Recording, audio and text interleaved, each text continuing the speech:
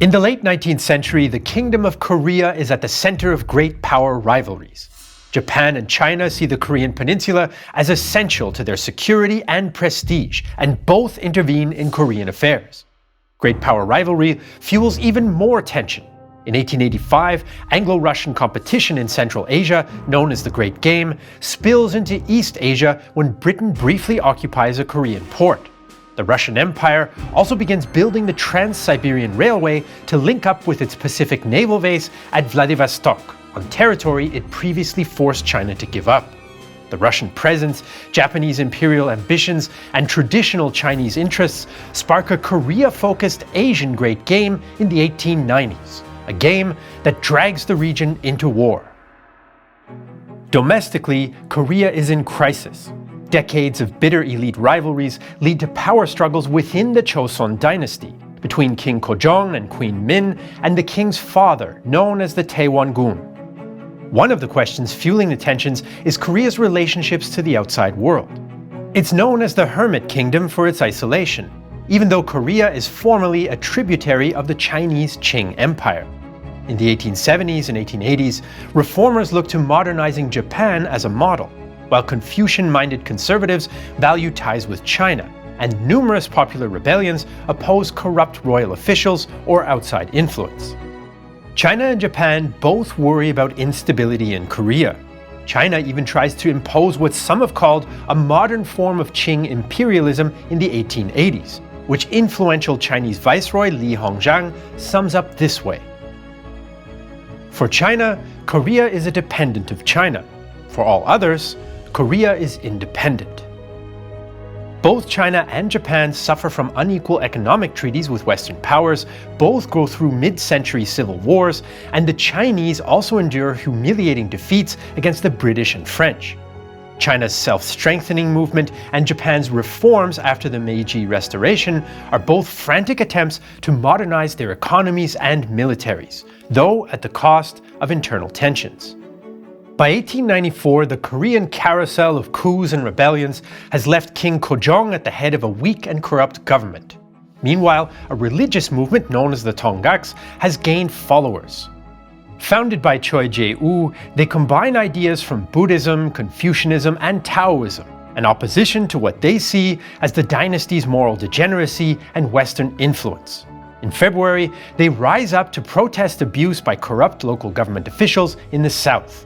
Government troops are too weak to deal with the rebels, so the king asks China for help. Beijing sends a small force in June and informs the Japanese as per an 1885 agreement, but only after they've set sail for the port of Asan. Japan considers this a breach of the agreement and sends its own troops. Ironically, the rebellion ends June 11th. China's representative in Korea, Yuan Shikai, proposes a withdrawal, but Japanese Prime Minister Hirobumi Ito is under pressure from hawkish ministers and patriotic newspapers. Ito doesn't want to be seen as too aggressive by the British, since Tokyo and London are about to end their unequal commercial treaty. So the Japanese say that their troops will stay until Korea enacts reforms to deal with the causes of the rebellion. China's top diplomat, Viceroy Li, asks the British and Russians to mediate, according to the Chinese diplomatic strategy of using barbarians against barbarians, but they refuse. He wants to avoid war, as he has doubts about China's military readiness, and because he knows the Dowager Empress Cixi has diverted funds from the navy to build a new palace for her upcoming birthday. Qing Emperor Guangxu, on the other hand, briefly considers war with Japan to overcome the influence of his maternal aunt, the Empress Dowager, but most of his ministers oppose him. He does, however, send more troops to Korea. Tokyo now sees war as inevitable, so on July 19th, its envoy to Korea, Keisuke Otori, demands that King Kojong expel the Chinese and adopt reforms to show Korea's independence from China. On July 23rd, Japanese troops forced the king to accept the leadership of his father. 2 days later, Japanese warships attacked Chinese naval forces in the Battle of Pengdo, in which the Japanese sink a Chinese cruiser and a troop ship with 1,000 men on board.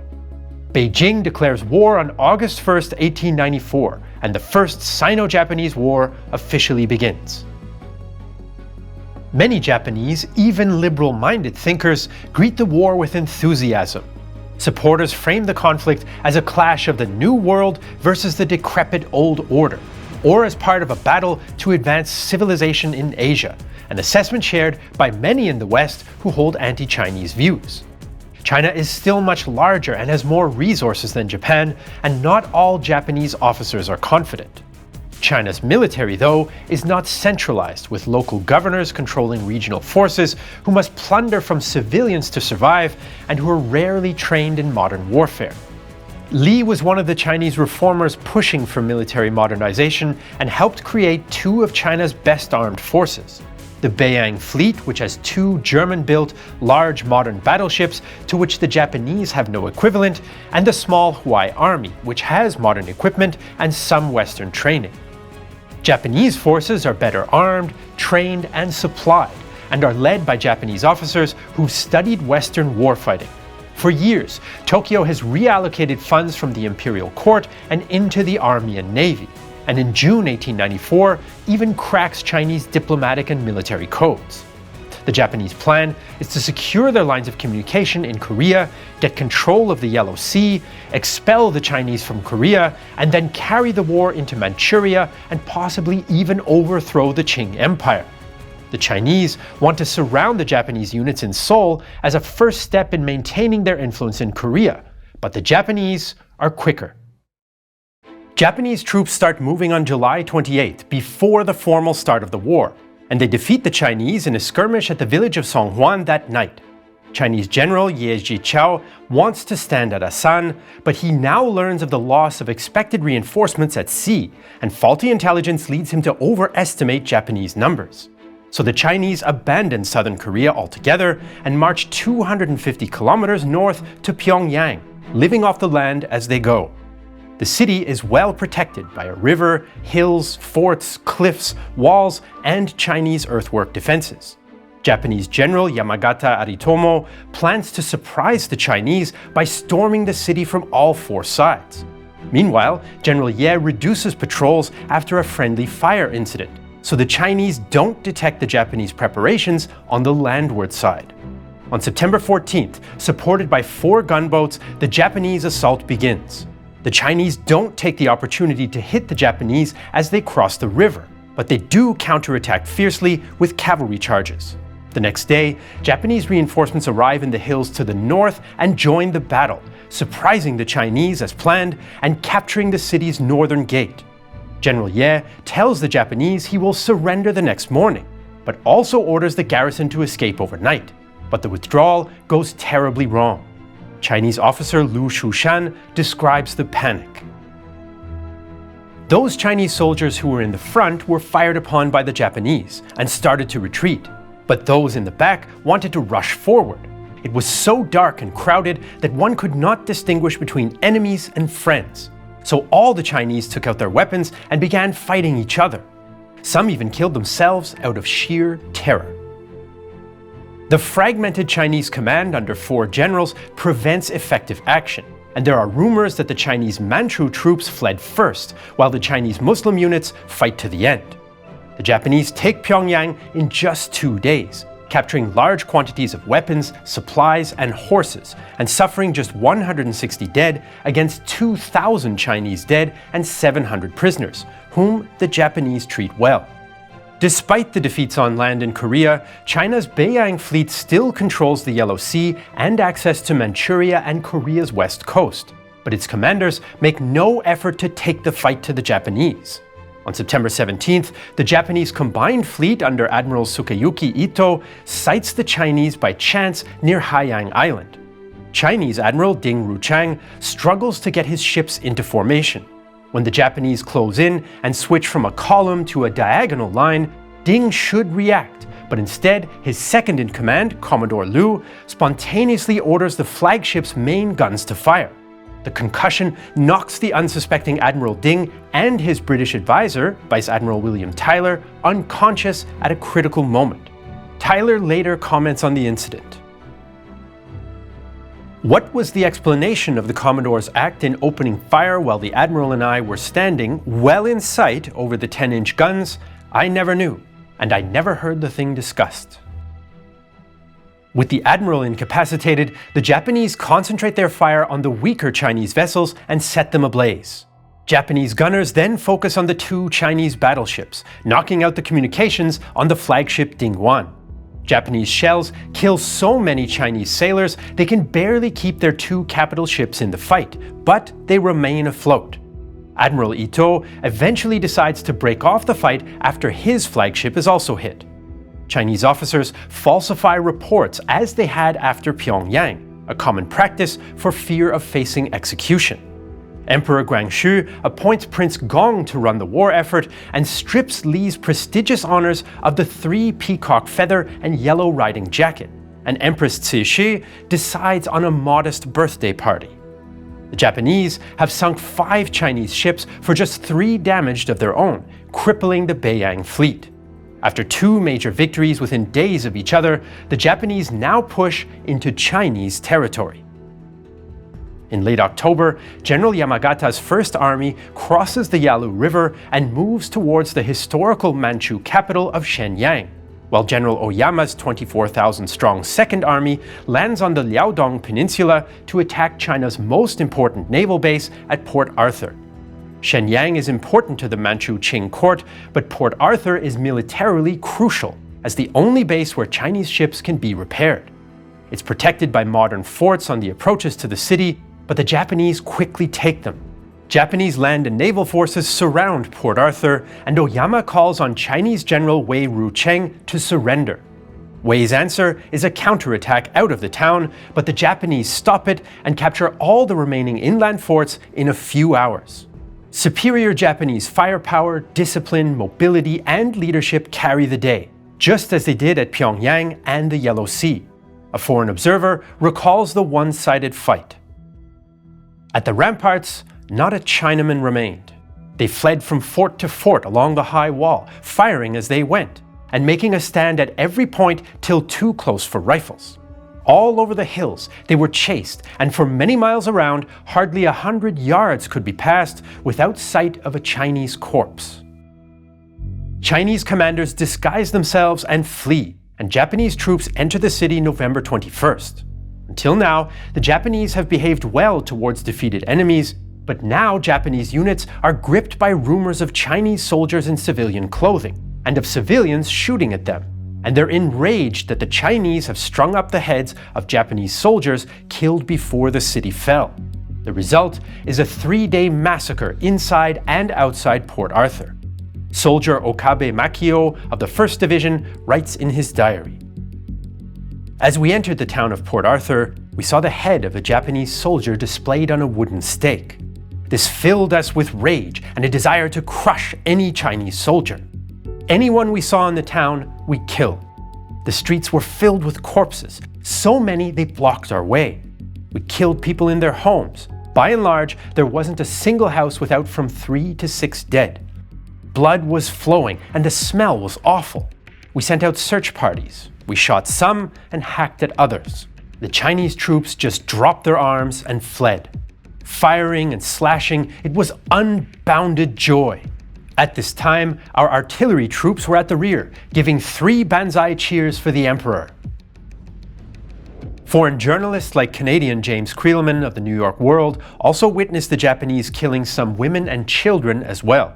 Estimates of the death toll vary greatly, from 2,000 or 3,000 victims to unlikely claims of 60,000 in some US newspapers at the time. The reports of the massacre put Tokyo's international political goals at risk, since the US Congress is about to debate a fairer commercial treaty with Japan. Japanese Foreign Minister Munemitsu Mutsu fears that the new treaties might not be approved if Japan is seen as uncivilized. So Tokyo funds a disinformation campaign in the American and British press to cast doubt on the accusations. The Japanese campaign convinces many American politicians that the reports are overblown. Some American eyewitnesses change their accounts, and Congress approves the treaty in February 1895. As Japan does damage control in the US, in Korea, the Japanese position gets more complicated in the kingdom now said to have 2 kings. Japan said it started the war to ensure Korea's independence from China, but in practice, it wants control. Japan put the king's father back in power in July, but he and other conservatives opposed Japanese-sponsored reforms. In August, the Taewon-gun asked the Chinese for help. Chinese troops in Korea will provide an occasion for our deliverance. I hope that the Celestial Empire will extend protection to our dynasty and court by sweeping away the traitors in the current regime who are selling the country to the Japanese. He also later approaches the Russian legation and plans to assassinate Japan-friendly Korean opponents. When the Japanese uncover the plot, they promptly remove him from power.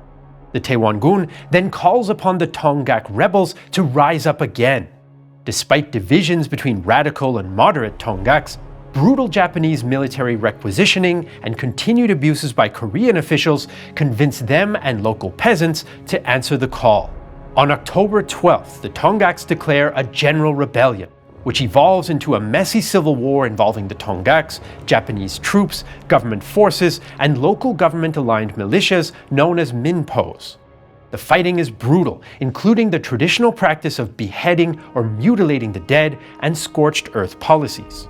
Chronicler Hwang Hyun describes a rebel attack against government and minpo troops. The minpos were excellent marksmen. The bullets came raining down upon the bandits, and the entire valley was quickly filled with corpses. The next day, however, the bandits mustered their men and entered Hadong, and burned down 10 civilian households, declaring that they would kill all hiding minpo. They then pillaged the nearby villages. Tokyo sends reinforcements, and a 3,000-strong Japanese-Korean government force marches south, smaller but much better equipped than the 10,000 Tonggaks, who are spread out and mostly armed with matchlock muskets and bamboo spears. In November and December, Japanese-led forces inflict a series of battlefield defeats on the Tonggaks. Another Japanese force moves west from Pusan, trapping the rebels. The Japanese spare few of the enemy. Today we caught 7 Tonggak peasants who were left in the village, lined them up in the fields outside of the castle, attached bayonets to guns, and with the command of Lieutenant Morita, stabbed the victims at the same time. The Korean soldiers watching nearby were surprised and shocked. The last Tonggaks, including one of the leaders, Chon Bong-jun, surrender in January 1895, but Korea is still bitterly divided. As the Japanese are putting down the Tonggak rebellion, the Qing court is looking to make peace. There's also turmoil in China, as Li's opponents look to capitalize on his defeats, and several generals are executed. In November 1894 and January 1895, Li asks for talks, but the Japanese suspect the Chinese are stalling in the hope that a Western power will intervene, so they remain on the offensive. General Yamagata's move towards Shenyang continues, and he takes Haicheng December 13th. The Chinese launch numerous counterattacks in the bitter cold, and although they cannot retake the city, they inflict heavy casualties on the Japanese and stop their advance. The Japanese now turn to China's last naval base at Weihaiwei. The Chinese cannot challenge the Japanese on the open sea, but the Beiyang fleet's 4 combat-ready warships might threaten an enemy landing near Beijing. Japanese troops land near Weihaiwei in January and easily capture some of the outlying forts, their guns, and the walled town itself. Only the naval headquarters on Liuguangdao Island remains, so Japanese Admiral Ito writes Chinese Admiral Ding and urges him to defect. I believe your wisest course is to come to Japan and wait there until the fortunes of your country are again in the ascent. Will you throw in your lot with a country that you see falling to ruin? Or will you preserve the strength that remains to you and evolve another plan hereafter? Ding does not respond, but tries and fails to retake one of the forts in early February. Japanese torpedo boats then sink the flagship Ding-1 and another vessel, and Li telegraphs Ding that no help is coming. The admiral negotiates safe passage for his men and then commits suicide. The Japanese honor the agreement, and the Matsushima fires a salute in honor of Ding. Peace talks begin in April 1895 in Japan, but they're interrupted for a week when a Japanese civilian shoots Li in the face. The Chinese diplomat recovers, and on April 17th, the two sides signed the Treaty of Shimonoseki. China recognizes Korean autonomy, agrees to pay Japan a large indemnity, opens several major cities to Japanese trade, and grants Japan the same preferential trade status as the Western powers. China also cedes to Japan the Pescadores Islands, the Liaodong Peninsula including Port Arthur, and the island of Formosa, today's Taiwan. The inhabitants of Formosa, though, rise up against the Japanese occupation in a 5-month insurgency.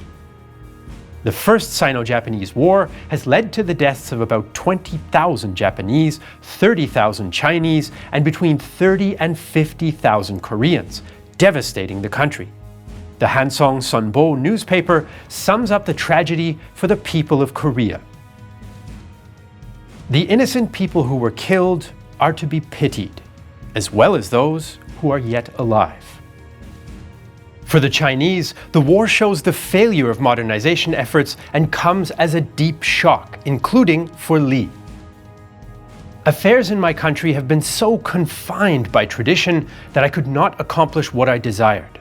Now, in a twinkling of an eye, 10 years have gone by, and everything is still the same. I am ashamed of having excessive wishes and lacking the power to fulfill them. After centuries as East Asia's cultural and political center, China has been easily crushed by a smaller power that had been in its Confucian cultural orbit, which will cause more internal strife and a new push for economic concessions by Western powers. Japanese joy at their victory, new status as a great power, and hopes for equality with the West do not last long. In May, Russia, France, and Germany staged the Triple Intervention. They argue that Japanese control of the Liaodong Peninsula is a threat to Korea's independence, China, and Russia. Russian Minister Sergei Witte even threatens military action. Japan's hostile activities on the continent were directed mainly against Russia. The planned takeover of southern Manchuria will be a threat to all of us and will probably result in all of Korea being absorbed by Japan. If Japan could not be persuaded to relinquish its claim to the Liaodong Peninsula, Russia should begin hostile actions against the Japanese fleet and bombard Japanese ports. The so-called Far East is now a central part of international affairs. Tokyo reluctantly agrees to give back the peninsula to China. Japanese public opinion, though, is outraged, even more so when in 1898 Russia pressures China into leasing it the Liaodong Peninsula and Port Arthur, along with a railway deal in Manchuria. Japanese journalist Soho Tokutomi, once a supporter of liberal principles, wants revenge. Japan will break the global monopoly of the Western race, destroy their special privileges, and bring an end to the special influence and global tyranny of the whites. Japan's plans for dominating post-war Korea also run into a Russian roadblock. Japanese agents assassinate Queen Min and bring back the Taewon-gun, only to see Russia help King Kojong regain power in 1896. The tensions between the Russian and Japanese empires will grow in the following years until the Asian Great Game explodes into war again. The First Sino-Japanese War is a relatively obscure war that set the stage for many dramatic events of the 20th century, like the Korean War. But it's rarely covered in history documentaries, and its impact is often overlooked. An important reason why we're able to cover lesser-known wars and conflicts here on Real-Time History is your support on Patreon. With a monthly or annual contribution on Patreon, we can go that extra mile with our history documentaries. So go to patreon.com/realtimehistory to support our work directly. If you want to learn more about the Russo-Japanese War just 10 years after the events of 1895, check out our documentary on our sister channel, The Great War. As usual, you can find all the sources for this video in the video description below. If you're watching this video on Patreon or Nebula, thank you so much for the support. We couldn't do it without you. I'm Jesse Alexander, and this is a production of Real-Time History, the only history channel that fights barbarians with barbarians.